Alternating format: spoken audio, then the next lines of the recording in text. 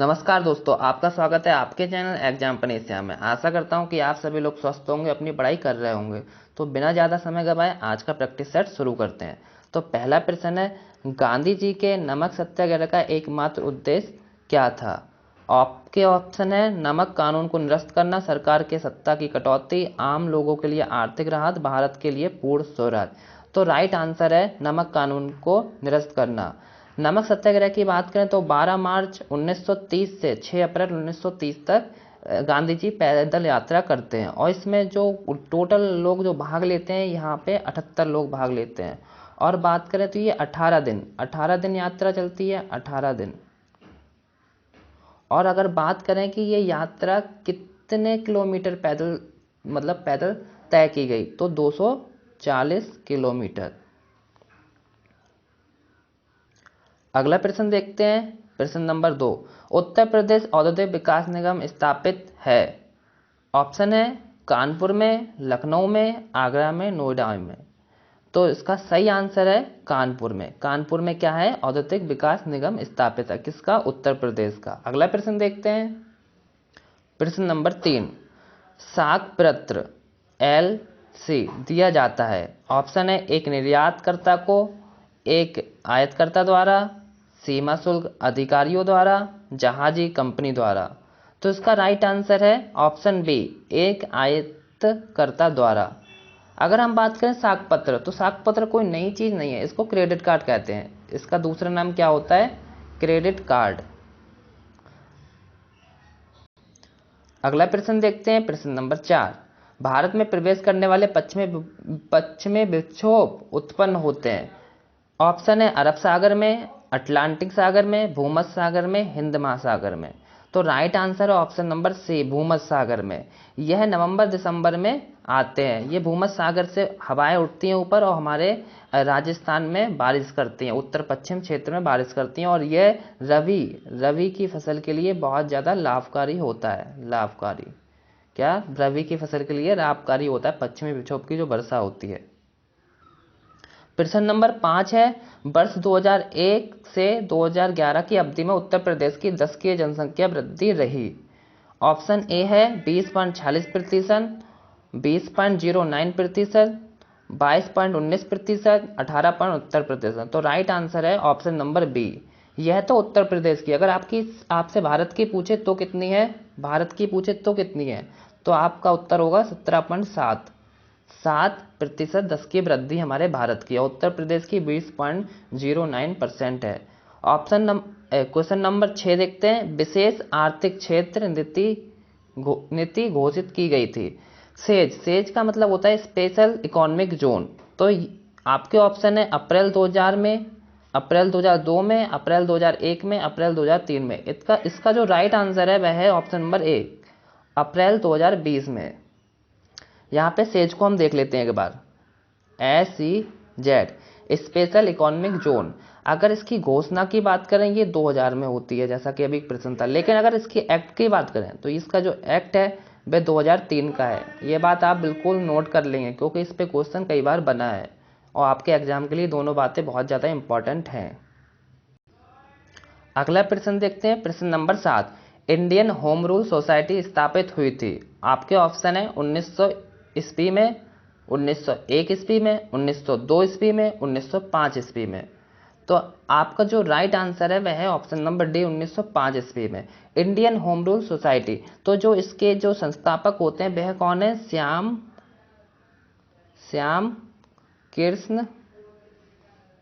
कृष्ण वर्मा।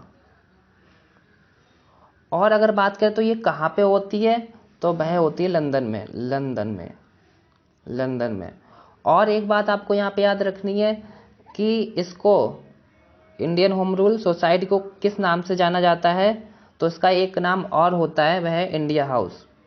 क्या होता है? India house. इंडिया हाउस के नाम से भी जाना जाता है। तो पेपर में अगर इंडिया हाउस आ जाए तो आप फिर भी सही कर देंगे। 1905। प्रश्न नंबर 8 है, तमिलनाडु में मानसून के समान महीने कौन से हैं? मतलब बरसात किस महीने में होती है? ऑप्शन है मार्च अप्रैल, जून जुलाई, सितंबर अक्टूबर, नवंबर दिसंबर। तो तमिलनाडु में जो मानसून होती है वह नवंबर और दिसंबर में होती है। इसका जो कोरोमंडल तट है वहां पे नवंबर दिसंबर में ठंडे के महीने में बरसात बहुत तेज होती है। अगला प्रश्न देखते हैं, प्रश्न नंबर 9, किस अधिनियम के अंतर्गत प्रथम बार भारत में चुनाव के तत्व का प्रारंभ हुआ था? ऑप्शन है भारतीय परिषद अधिनियम 1861, भारतीय परिषद अधिनियम 1892, भारत सरकार अधिनियम 1909, भारत सरकार अधिनियम 1919। तो अगर हम बात करें कि प्रथम बार चुनाव की बात कही गई थी, वह कही गई थी 1892 में भारतीय परिषद अधिनियम। ऑप्शन नंबर बी ये आपका राइट आंसर हो जाएगा, क्योंकि 1885 में भारतीय राष्ट्रीय कांग्रेस की स्थापना होती है। उसी के एक अधिवेशन होता है 1892 के अधिवेशन में, तो वहीं पे ये वाली बात की जाती है, प्रथम बार भारत में चुनाव की बात की जाती है। तो आपका राइट आंसर जो हो जाएगा भारतीय परिषद अधिनियम 1892। प्रश्न नंबर 10 को देख लेते हैं। अफवाह क्षेत्र की दृष्टि से जो विश्व की सबसे लंबी नदी है वह है? अफवाह क्षेत्र की दृष्टि से तो ऑप्शन है नील नदी, अमेजन नदी, कांगो नदी या मिसिसिपी मिसौरी नदी। तो आपका जो राइट आंसर है इसका वह है अमेजोन नदी। तो अमेजोन जो नदी है इसको दुनिया के गलफड़े भी कहा जाता है, और ये नदी अफवाह क्षेत्र की दृष्टि से सबसे लंबी नदी है। अफवाह क्षेत्र की दृष्टि से मतलब ये जो इसका क्षेत्र है ऐसी नदी बहने का, ये सबसे ज्यादा क्षेत्र है, मतलब ज्यादा क्षेत्र में ये बहती है। अगला प्रश्न है प्रश्न नंबर 12, प्राचीन पत्तनपोहार किसके तट पर स्थित है? ये क्वेश्चन बहुत ज्यादा इंपॉर्टेंट एक एग्जाम में पूछा जाता है, प्राचीन पत्तनपोहार किसके तट पर स्थित है? तो ऑप्शन है ताम्रपर्णी, पेरियार, कावेरी, बैगई। अगर देखा जाए तो मोस्टली नदी, ये तीनों जो नदी हैं ये कहाँ की हैं? ये केरल की हैं, और इसलिए आपको ध्यान रखना है जो प्राचीन पत्तनपोहार किसके तट पर स्थित है वह कावेरी नदी के तट पर स्थित है। अगर पेरियार नदी की हम बात करें तो ऑप्शन नंबर आपका राइट कौन सा हो जाएगा? कावेरी। पेरियार नदी की बात करें तो यहाँ पे केरल में है ये, और दूसरी बात इसी के नाम से एक शहर भी है केरल में, पेरियार शहर। अगला प्रश्न है प्रश्न नंबर 13, महालवाड़ी प्रथा में किसके साथ राजस्व का बंदोबस्त हुआ था? ऑप्शन है कृषकों के साथ, जमींदारों के साथ, जमींदारों व कृषकों के साथ, साझा रूप से, ग्राम समुदाय के समग्र रूप से। तो राइट आंसर इसका है वह ऑप्शन नंबर डी, ग्राम समुदाय के साथ समग्र रूप से। अगर महालवाड़ी प्रथा की हम बात करें तो यह भारत के 30% भूभाग पे लागू थी, और इसके जो संस्थापक हैं वह कौन है? Holt Mackenzie. तो आइए हम यहाँ पे 3 जो व्यवस्थाएं होती है इंपॉर्टेंट उनको देख लेते हैं। तो पहली जो व्यवस्था होती है वह होती है जमींदारी व्यवस्था। जमींदारी व्यवस्था दोस्तों यहाँ पे लिखना पॉसिबल नहीं हो पा रहा, आप ध्यान से सुन लीजिए। तो जो जमींदारी व्यवस्था थी वह 1793 में आई थी। कौन लेके आया था? कॉर्नवालिस। और अगर हम यहाँ पे बात करें तो ये कितने भूभाग पे भारत के लागू हुई थी? 19%। सबसे कम भूभाग पे पूछा जाए कौन सी व्यवस्था थी सबसे कम भूभाग पे लागू हुई थी भारत के, तो वह थी जमींदारी व्यवस्था 19% भाग पर। और जमींदारी प्रथा की एक खास बात क्या है? सूर्यास्त का नियम इसी प्रथा में था। अगर किसान जो था, अगर शाम तक सूर्यास्त तब तक अस्त नहीं होता था सूर्य, उससे पहले लगान देनी होती थी, वरना उसकी जमीन को नीलाम कर दिया जाता था। और जो दूसरी प्रथा है वह है रैयतवाड़ी प्रथा। रैयतवाड़ी प्रथा, इसको भी आप ध्यान से सुनिए। रैयतवाड़ी प्रथा की अगर बात करें तो यह भारत के सबसे ज्यादा भूभाग पे फैली थी। कितने भूभाग पे? 51% भूभाग पे। और अगर बात करें ये कब की प्रथा है तो 1820 में। कौन लेके आए थे? 2 व्यक्ति थे, एक था कैप्टन रीड और दूसरा था टॉमस मुनरो। और जो तीसरी प्रथा है वह भी क्वेश्चन में थी, महालवाड़ी प्रथा। महालवाड़ी प्रथा, यह जो प्रथा है यह हमारे भारत के 30% भूभाग पे फैली थी, और हॉल्ट मैकेंजी इसको लेके आए थे। तो हमने यहाँ पे तीनों प्रथाएं देख ली, जो कि यहाँ से क्वेश्चन बार बार एग्जाम में पूछे जाते हैं। आपके लिए तीनों प्रथाएं बहुत ज़्यादा इंपॉर्टेंट है आपके एग्जाम के लिए। आइए अगला प्रश्न देखते हैं प्रश्न नंबर 14, किसने एक तरफ संस्कृत मुद्रा लेख के साथ चांदी के सिक्के निर्गत किए थे? ऑप्शन है मोहम्मद बिन कासिम, महमूद गजनी, शेरशाह, अकबर। तो आपका राइट आंसर हो जाएगा option number B, Mahmud Ghazni ने अपने सिक्कों पर एक तरफ कलमा और दूसरी तरफ संस्कृत में एक श्लोक लिखवाया था। क्वेश्चन नंबर 15 की बात करें तो दक्षिण भारत का प्रसिद्ध तक्कोलम का युद्ध हुआ था। ऑप्शन है चोल एवं उत्तर चालुक्य के मध्य, चोल एवं राष्ट्रकूटों के मध्य, चोल एवं होयसल के मध्य, चोल एवं पांड्यों के मध्य। तो इसका राइट आंसर जो है वह है ऑप्शन नंबर बी, चोल एवं राष्ट्रकूटों के मध्य। दोस्तों प्रश्न नंबर 11 छूट गया था तो उसको भी एक बार देख लेते हैं। प्रश्न नंबर 11 था प्रधान यामोत्तर ध्रुव वृत्तीय तथा विषुवत रेखा जो भूमध्य रेखा का प्रतिच्छेदन बिंदु क्या है।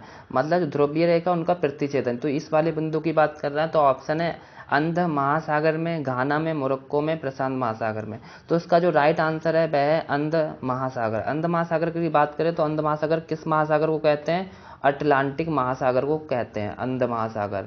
ये क्वेश्चन दोस्तों बहुत इंपॉर्टेंट है, पूछा जाता है किस महासागर को अंध महासागर कहते हैं। तो किसको कहते हैं अंध महासागर? अटलांटिक महासागर को कहते हैं। और हम बात करें अगर अटलांटिक महासागर की, तो यहाँ पे जो रूट है इसका सबसे बिजी है। यह भी क्वेश्चन एग्जाम में पूछा गया, इलाहाबाद हाई कोर्ट में यह क्वेश्चन पूछा गया था कि कौन सा रूट है समुद्री रूट कौन सा सबसे ज़्यादा बिजी है, तो वह कौन सा है? अटलांटिक महासागर। अगला प्रश्न देख लेते हैं दोस्तों। प्रश्न नंबर 16, जलियांवाला नरसंहार हुआ था। ऑप्शन है 13 अप्रैल 1918, 13 अप्रैल 1917, 13 अप्रैल 1919, 13 अप्रैल 1916। तो ये क्वेश्चन तो मुझे लगता है हर पढ़ने वाले बच्चों को पता होता है। 13 अप्रैल 1919 जलियांवाला नरसंहार। क्वेश्चन नंबर 17 है बंगाल विभाजन को किस वर्ष रद्द किया गया था।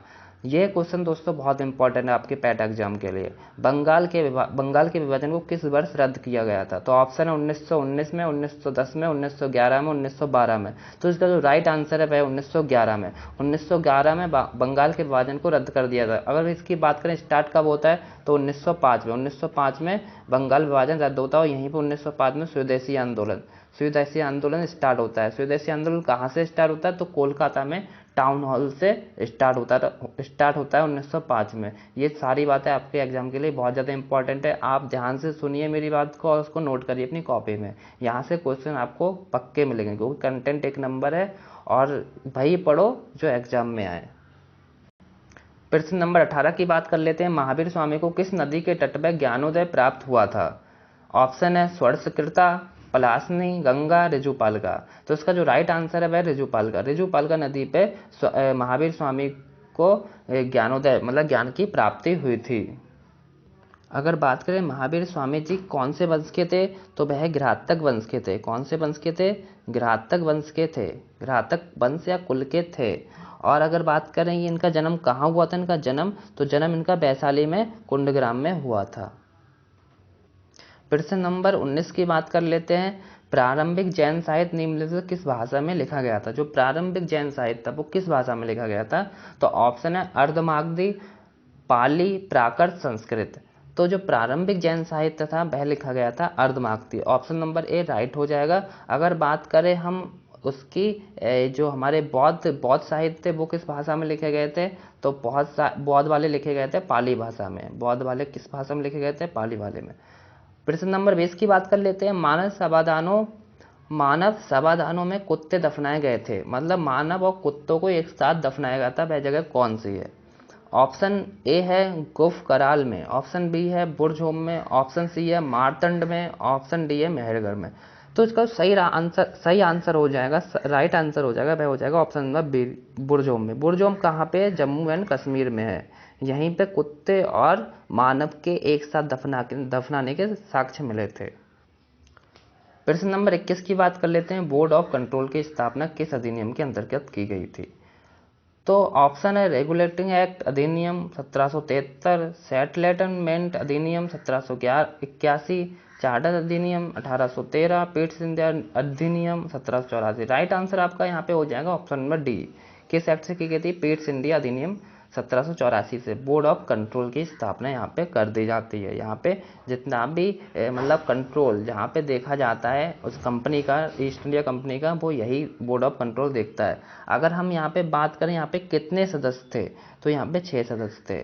कितने सदस्य थे? 6 सदस्य थे।